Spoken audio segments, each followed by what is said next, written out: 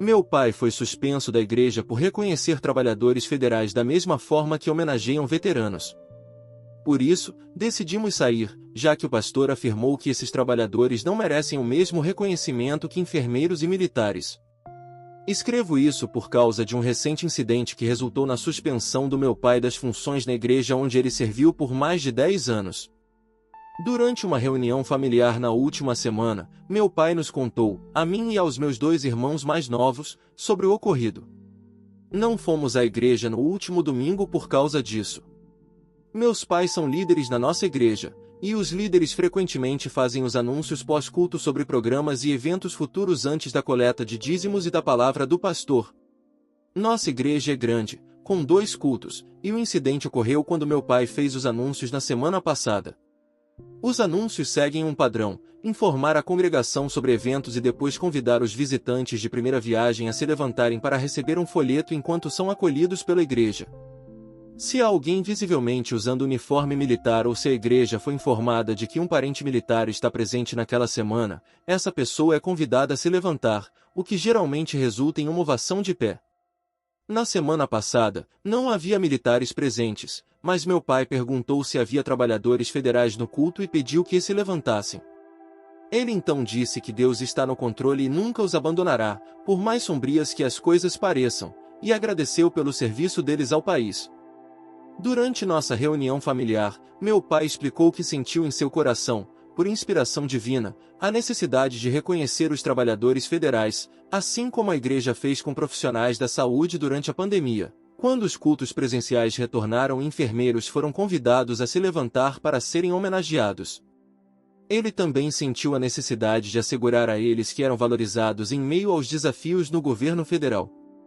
No entanto, durante a semana, um dos pastores assistentes conversou com ele e disse que ele não deveria ter feito isso. Meu pai discorda, pois o pastor principal frequentemente fala sobre deixar o Espírito Santo guiar o culto, independentemente de planos prévios, e outros líderes seguem essa orientação. Por exemplo, em dias de culto especialmente intensos, o pastor pode pedir à banda que toque mais algumas músicas ou fazer um chamado ao altar espontâneo, guiado por algo que Deus colocou em seu coração. Às vezes, alguém profere uma palavra em línguas, em um idioma diferente, de forma espontânea, e um líder ou pastor geralmente a interpreta depois. Voltando ao meu pai, ele disse que já considerava deixar a igreja há algum tempo e que talvez esse fosse o momento escolhido por Deus. Ele também mencionou que a igreja se tornou muito politizada nos últimos anos, e isso influenciou o que aconteceu. O pastor assistente que o informou da suspensão disse que trabalhadores federais não deveriam ser homenageados como enfermeiros ou veteranos, pois, ao contrário deles, poderiam trabalhar de casa por teletrabalho e serem preguiçosos. Ele chegou a dizer que reconhecer os trabalhadores federais era desrespeitoso com veteranos e enfermeiros. Meu pai discorda disso. Ele sentiu a necessidade de valorizar os trabalhadores federais porque muitos estavam sendo injustamente criticados. Mesmo assim, ele foi suspenso dos anúncios por algumas semanas. Meu pai acredita que agora é o momento certo para deixar a igreja, mas quis conversar conosco por causa das amizades que temos lá, especialmente meus irmãos mais novos. Ele acha que eles deveriam manter seus amigos, assim como crianças mantêm amizades de outras escolas. Pessoalmente, respeito ele por ser aberto conosco, e minha mãe acha que a suspensão foi injusta. Meu pai está estressado por ser diácono e querer renunciar antes do fim de seu mandato. Ele também está nervoso sobre como e para quem comunicar isso. Minha mãe disse que eles resolverão isso juntos. Ele não quer cortar laços de forma abrupta, mas não sabe como proceder. Sei que não tenho muito a contribuir sobre como ele deve renunciar, além de apoiá-lo, mas gostaria de saber se alguém tem experiência com renúncia de cargos na igreja ou ideias que eu possa sugerir. Agradeceria qualquer sugestão. Atualização 1. Agradeço muito todas as perspectivas compartilhadas no meu primeiro post e mostrei algumas delas aos meus pais, incluindo uma que destaco aqui. Meu pai passou alguns dias orando sobre o que fazer e aprendeu algo com um comentário que trouxe uma nova visão. O comentário dizia que poderia ser perigoso para um trabalhador federal se levantar e ser identificado dessa forma, devido à segurança operacional, OPSEC, especialmente no atual clima político. Também sugeriu que alguém desequilibrado poderia segui-los até o estacionamento ou até em casa. Meu pai disse que não havia considerado isso e pensou que talvez fosse um dos motivos da suspensão, embora o pastor assistente não tenha mencionado isso. Ele decidiu se reunir com o pastor sênior para discutir a suspensão. Depois, tivemos outra reunião familiar. Durante a conversa, meu pai repetiu o que o pastor assistente disse, discordando da ideia de que trabalhadores federais não deveriam ser mencionados junto a enfermeiros e veteranos por poderem trabalhar de casa e serem preguiçosos. Ele também reconheceu seu erro ao potencialmente pressionar trabalhadores federais a se levantarem, o que poderia colocá-los em uma posição perigosa, e perguntou se isso influenciou a suspensão. O pastor, porém, disse que isso não teve relação com a decisão, que ele próprio aprovou antes que o assistente falasse com meu pai. Em resumo, ele reforçou o que o pastor assistente disse, afirmando que era insultante equiparar trabalhadores federais a enfermeiros e veteranos. Quando meu pai apontou algo que outro comentário nos alertou, que muitos trabalhadores federais são veteranos, enfermeiros e bombeiros, que nossa igreja também homenageia ocasionalmente, o pastor não mudou de opinião. Meu pai explicou que sentiu Deus o guiando para honrar os trabalhadores federais que estavam sendo injustamente criticados, mas o pastor não concordou. Após relatar como foi a reunião, minha mãe disse que decidiram parar de frequentar a igreja imediatamente, pois achou a forma como lidaram com a situação desrespeitosa. Meu pai serviu na igreja por mais de 10 anos, atualmente como diácono e antes como trustei.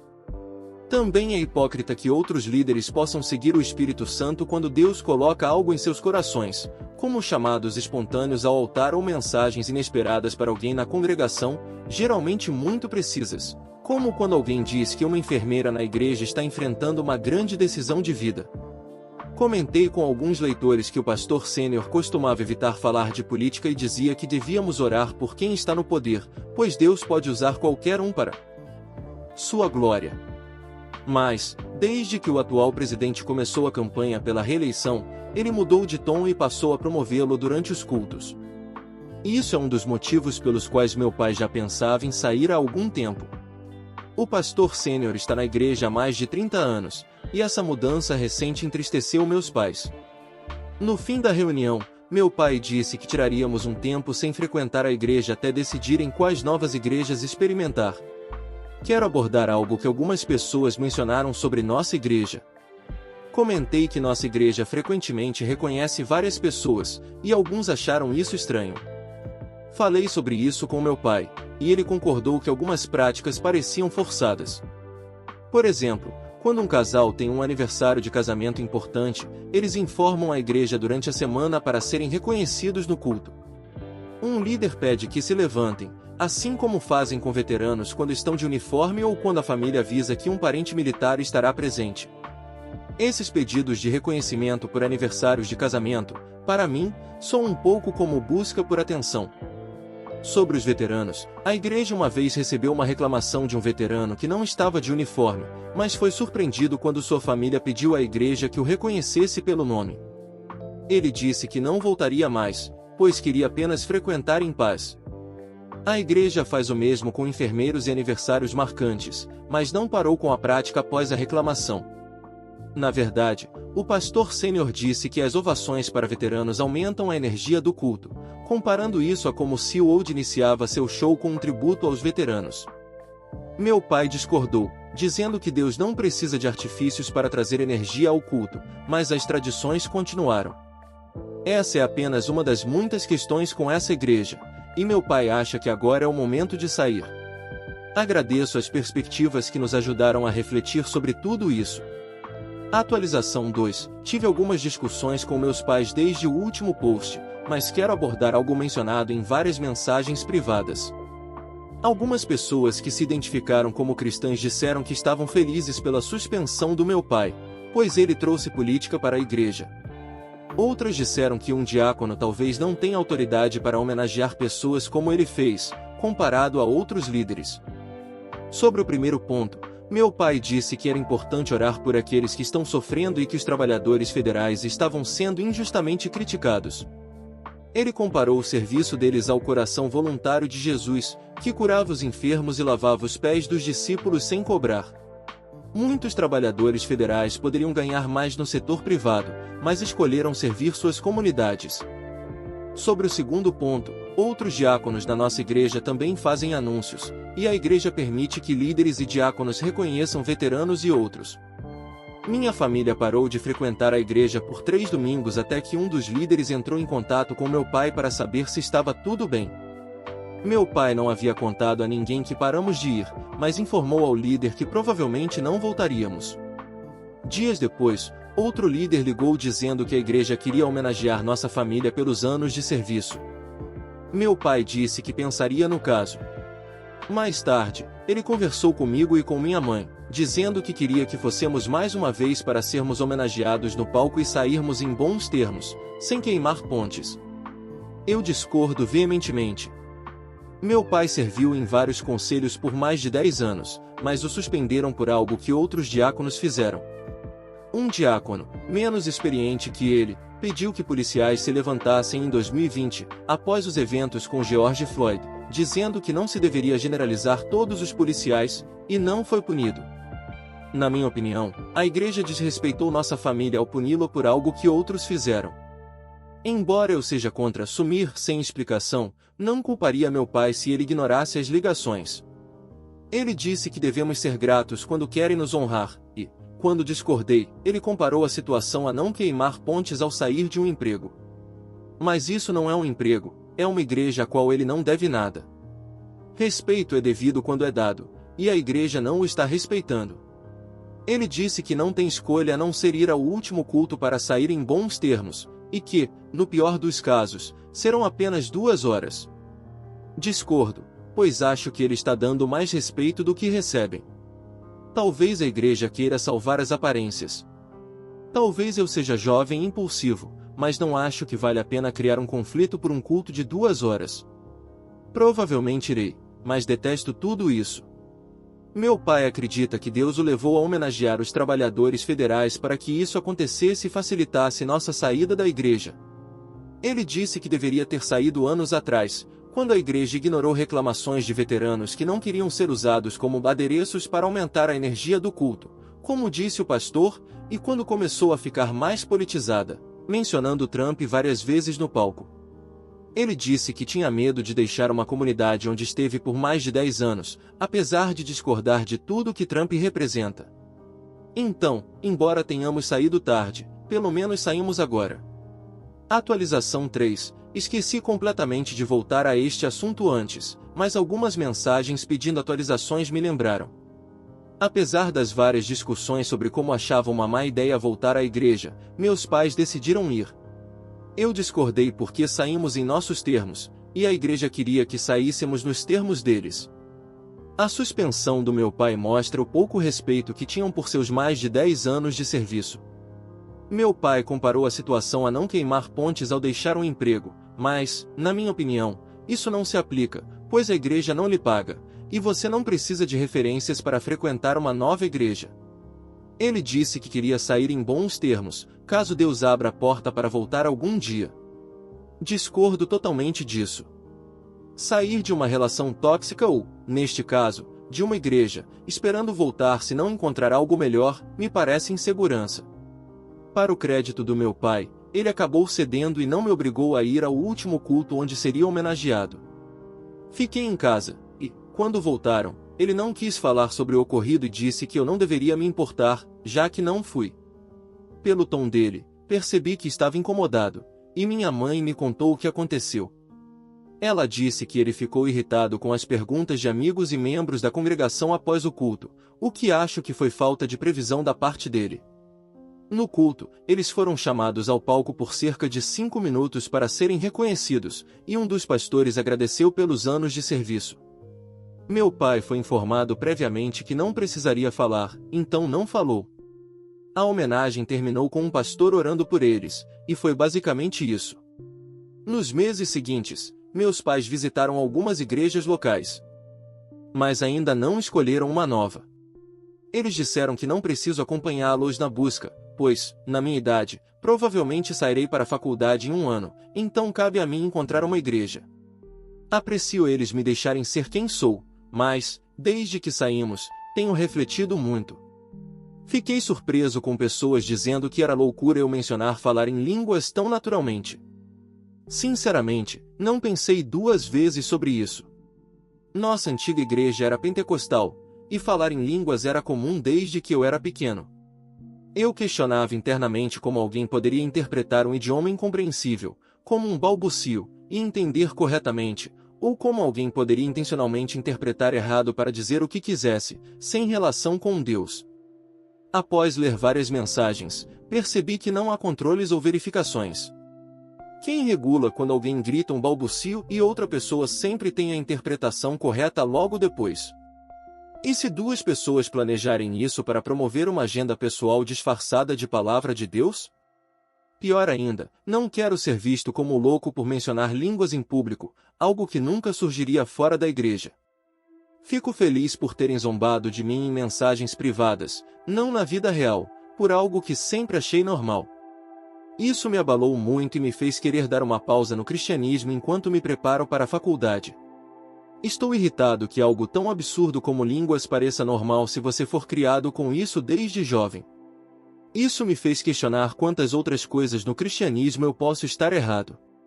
A falta de verificação nas línguas parece um reflexo de tudo que há de errado com o cristianismo e os cristãos no nosso país hoje, pessoas dizendo que ouviram Deus para promover agendas pessoais sob o disfarce do cristianismo, e cristãos aceitando sem questionar. As interpretações de línguas em nossa antiga igreja eram seguidas de aplausos, sem qualquer análise. Isso me soa como nacionalismo cristão, pessoas criadas achando que coisas anormais, como línguas, são normais, e seguindo cegamente sem pensar. Não quero ser ingênuo.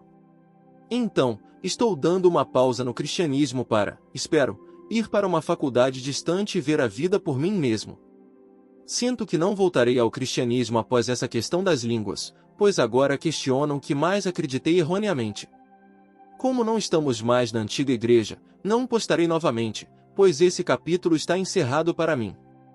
Embora eu espere que meus pais voltem algum dia, já que meu pai mencionou essa possibilidade antes de sairmos. História 2.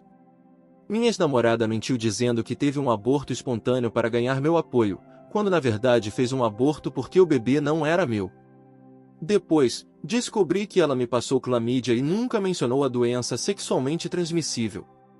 Tenho 21 anos e namorei minha ex, Paige, de 22 anos, durante todo o ensino médio. Nosso relacionamento foi péssimo. No primeiro ano da faculdade, tive uma noite com outra pessoa e a traí. Sei que fui errado, mas ela quis resolver as coisas. Um ano depois, descobri que ela estava saindo com um amigo em comum há meses, e terminei tudo. Claro que era justo ela me trair, mas simplesmente não nos amávamos. Continuamos nos encontrando por alguns meses após o término, que foi há 6 meses. Semanas depois do fim, Paige me procurou dizendo que estava grávida e que eu era o pai. Não queria voltar com ela, então disse que poderíamos compartilhar a criação do bebê. Ela não ficou feliz, mas não tinha muita escolha.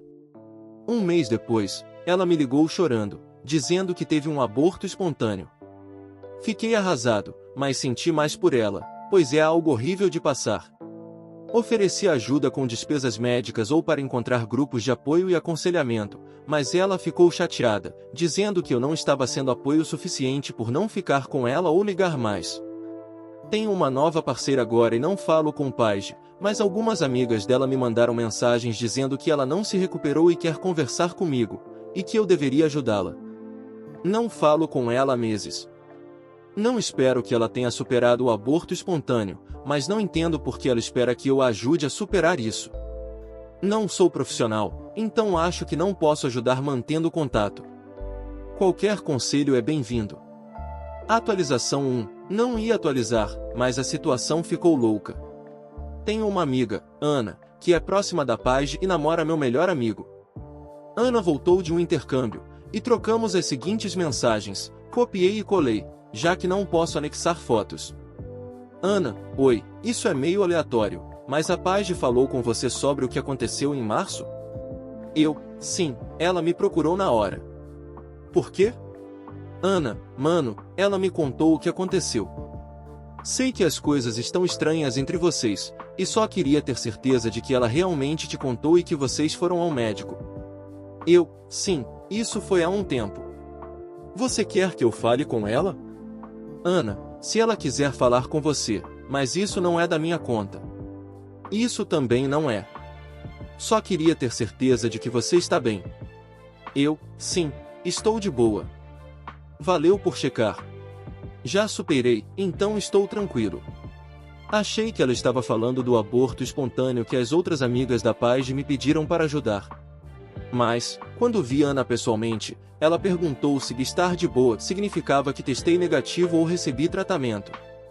Fiquei confuso, e ela explicou o que Paige contou, que acredito ser a verdade. Paige disse a Ana que estava saindo com outras pessoas antes e depois do nosso término e engravidou. Ela tinha certeza de que o bebê não era meu e fez um aborto. Ao fazer exames em março, foi diagnosticada com clamídia. A única coisa que me deixa bravo é que ela não me contou sobre a doença. Já superei o resto. Também acho estranho que Paige tenha contado isso a Ana, que foi quem me pegou traindo e contou a Paige, e também pegou Paige traindo e me contou. Ela é uma ótima amiga, mas sempre dedura tudo. Não é a pessoa ideal para guardar segredos.